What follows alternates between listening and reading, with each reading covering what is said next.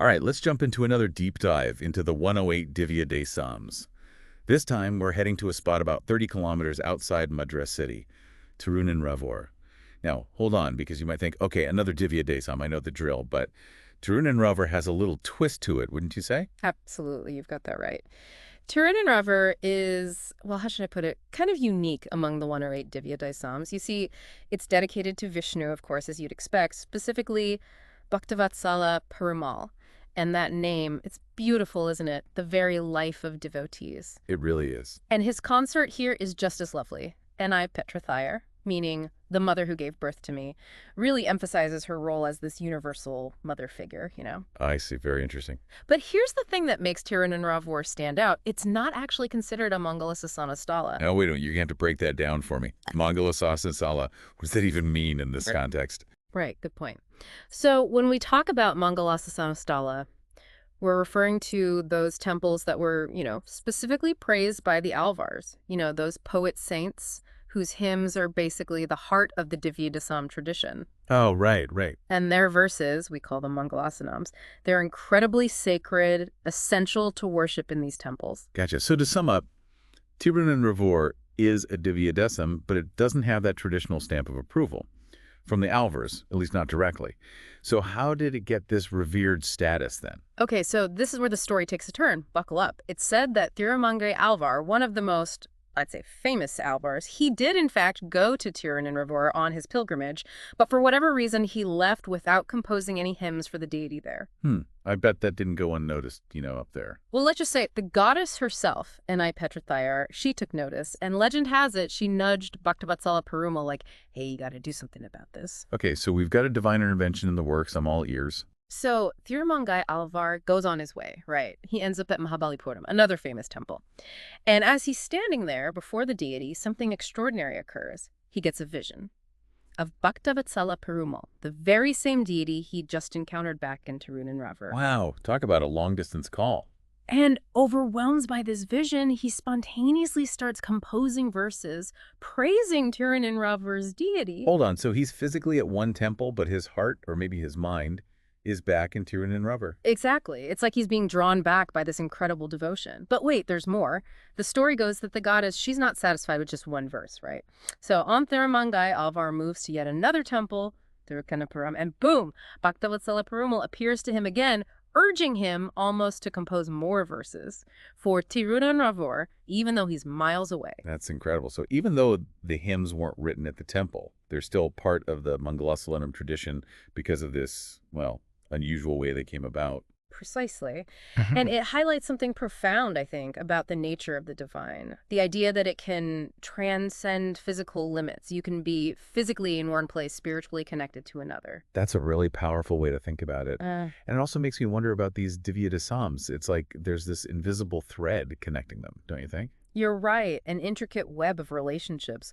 But speaking of connections... What about the name Thirunindravoor itself? Where does that come from?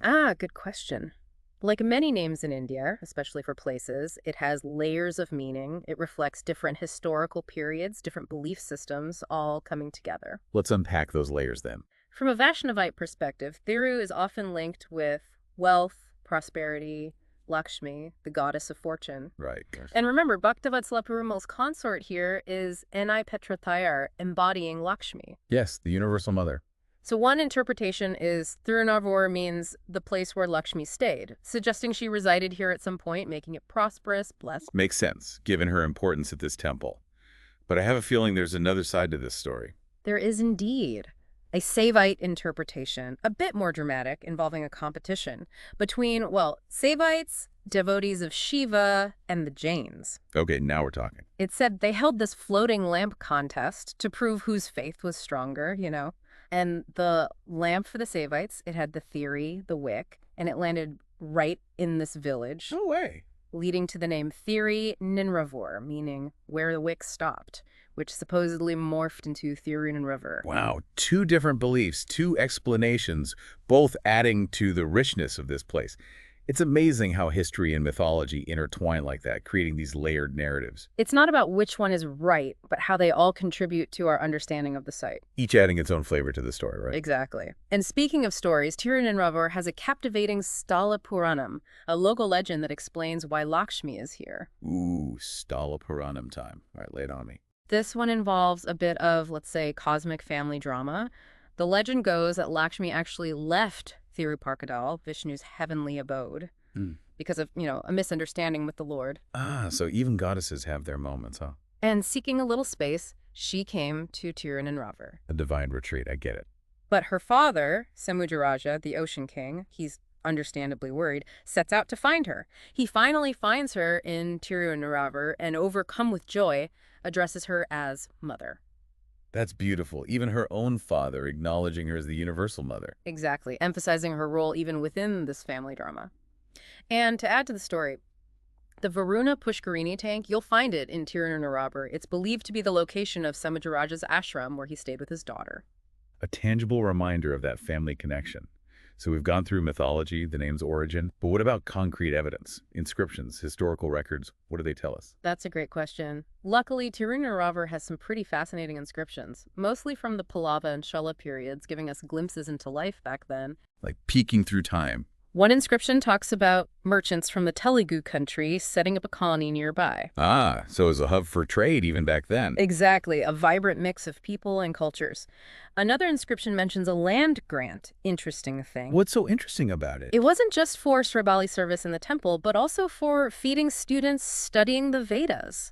So not just a place of worship, but a center for learning as well. That's amazing. Absolutely, showing that the temple was at the heart of community life, supporting not just religious activities, but also knowledge and education. A holistic approach, you might say. But there's another inscription from a later period that paints a different picture. Oh. This one documents a raid, destruction of the village, showing that even sacred spaces weren't immune to the realities of the time. Conflict, hardship, it all played a part. A reminder that Thirunindravor's story, like any story, has its ups and downs, its complexities. But through it all, it's endured, continuing to inspire people for centuries. Sounds like we've only just scratched the surface here. Oh, there's so much more to discover. Architecture, art, hymns inspired by the deity. Thirunindravoor has a lot to offer for those seeking to understand its true significance. Well, then let's dive deeper, shall we? So we've been on this journey through Thirunindravor's history and mythology, and now I'm really interested in those hymns we touched upon, the ones by Thirumangai Alvar.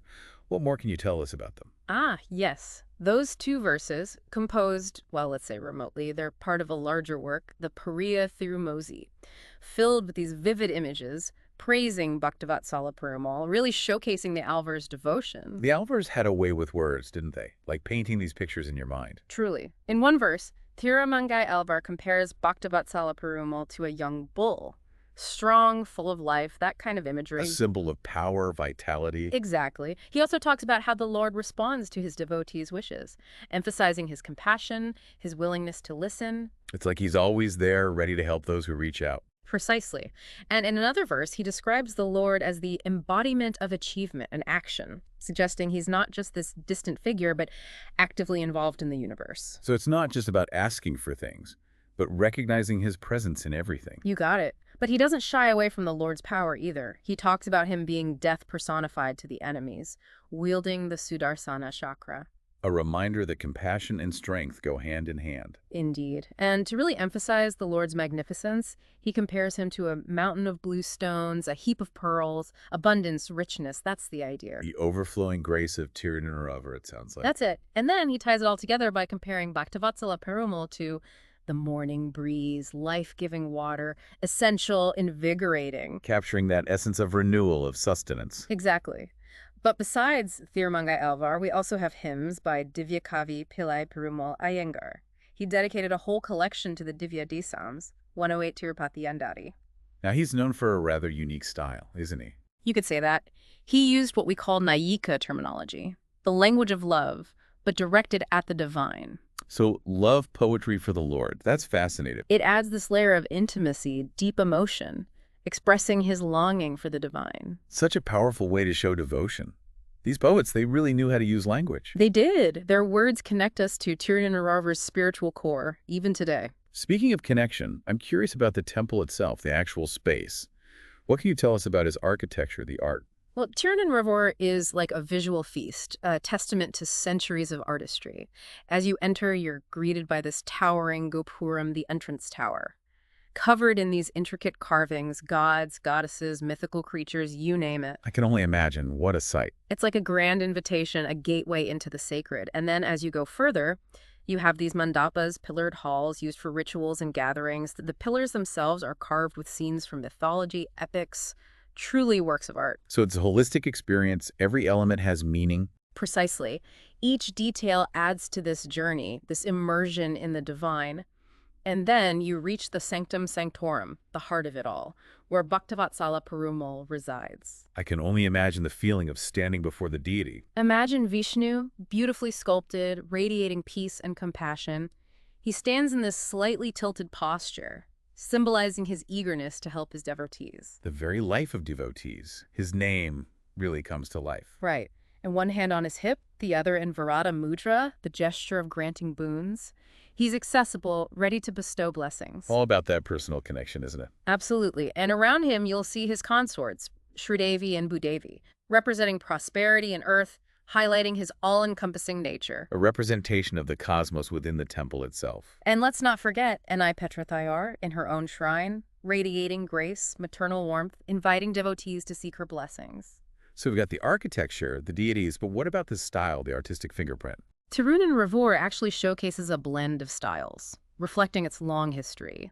You see Pallava, Chola, Vijayanagara influences, all woven together seamlessly. A true fusion of South Indian traditions. And the carvings, both inside and out, they're simply breathtaking. Floral patterns, battle scenes, celestial beings, all rendered with such detail, precision. It's like they poured their devotion into every stroke, every chisel mark. Exactly. And as you walk through the temple, you can't help but feel this sense of awe. A reminder that human creativity, when fueled by devotion, can create something truly transcendent. This deep dive into Thirunindravoor has been quite the journey. We've explored its mythology, its history, its beauty, its spirituality. It's clearly much more than just a building, but a living testament to faith and artistry. But before we wrap up, I want to hear your final thoughts.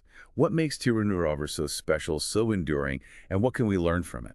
You're absolutely right. It's more than just, a physical structure. It's like this living, breathing embodiment of devotion, history, artistry, all coming together.